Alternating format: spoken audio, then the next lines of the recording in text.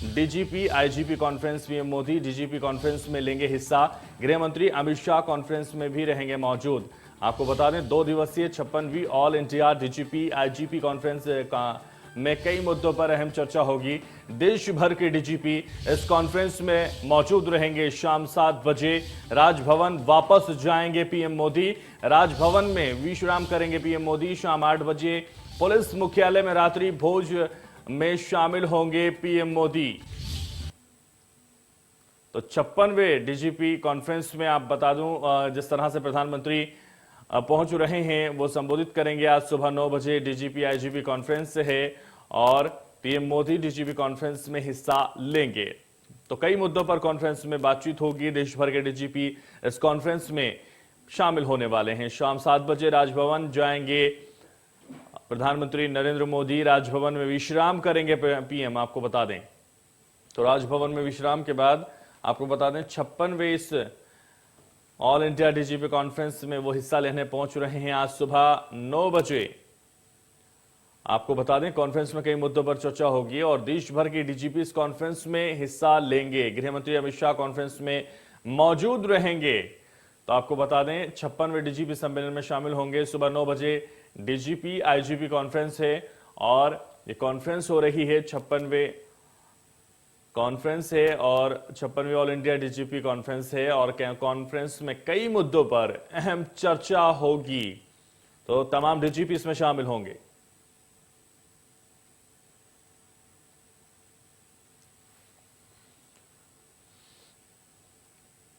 तो ज्यादा जानकारी के साथ हमारे संवाददाता रजनीश पांडे हमारे साथ जुड़ गए। रजनीश, बेहद महत्वपूर्ण डीजीपी कॉन्फ्रेंस और इस डीजीपी कॉन्फ्रेंस में प्रधानमंत्री से लेकर गृह मंत्री तक शामिल हो रहे हैं।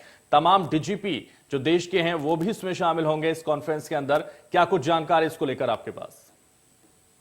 देखिए, ये जो डीजीपी कॉन्क्लेव हो रहा है वो कल से स्टार्ट हो गया है और आज प्रधानमंत्री उस कॉन्फ्रेंस में खुद शरीक होंगे जो सुबह 9 बजे से शाम तक रहेंगे। तो ये माना जा रहा है कि बहुत बड़ा कॉन्क्लेव है और इस प्रकार के कॉन्क्लेव से कहीं ना कहीं अपराध रुकेगा। होता अक्सर यह था कि कोई उत्तर प्रदेश का अपराधी अपराध करके बिहार या झारखंड में सुरक्षित पनाह ले लेता था, लेकिन दो राज्यों की पुलिस के बीच संवाद स्थापित नहीं होने के कारण वो लोग बच जाते थे।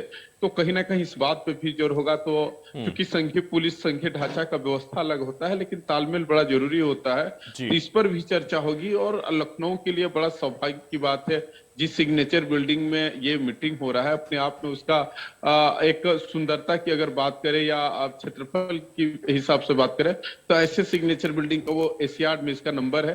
तो कहीं ना कहीं इस प्रकार के कार्यक्रम पूरे अगर हम कहें हिंदुस्तान ही नहीं पूरी एशिया की नजर उत्तर प्रदेश की सिग्नेचर बिल्डिंग में निकल के आ रहा है कि आखिर पुलिसिंग पे क्या व्यवस्था क्या बात हो रही है। क्योंकि पुलिस की ही मदद से इंटरपोल चाहे तमाम आईबी इनपुट जो बाहर की भी एजेंसियां है काम करती है।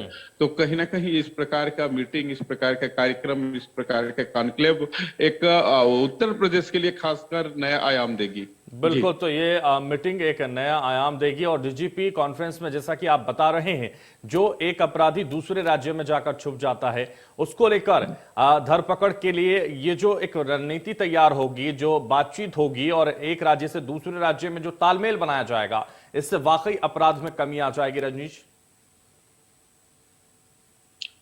जाहिर सी बात है कि अपराध में कमी आएगी और लगातार जिस तरीके से अपराधियों का अपराध करने का तरीका बदला है, चाहे साइबर क्राइम की बात करें या सोशल मीडिया पर तमाम तरीके के रोज रोज अपराधी अपराध करने के नए नए हथकंडे इजाद कर रहे हैं। तो मीटिंग में कॉन्क्लेव में केवल फॉर्मेलिटीज नहीं होगी, सारी चीज बातें भी होगी और कुछ लोगों को पुरस्कृत भी किया जाएगा। कल कुछ लोगों को इनाम भी दिया गया है।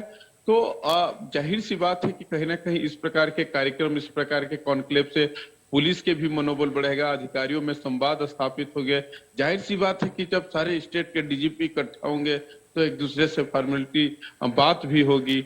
क्योंकि ये अक्सर होता है कि पुलिसी जो अपराध बिल्कुल, तो जिस तरह से अपराध लगातार बढ़ रहे थे, एक राज्य से दूसरे राज्य में जाकर छिपने का जो सिलसिला था अपराधियों का वो बढ़ता जा रहा था, उसको लेकर डीजीपी कॉन्फ्रेंस एक नया आयाम स्थापित करेगी। चलिए रजनीश, तमाम जानकारी के लिए हमारे साथ जुड़ने के लिए बहुत शुक्रिया आपका।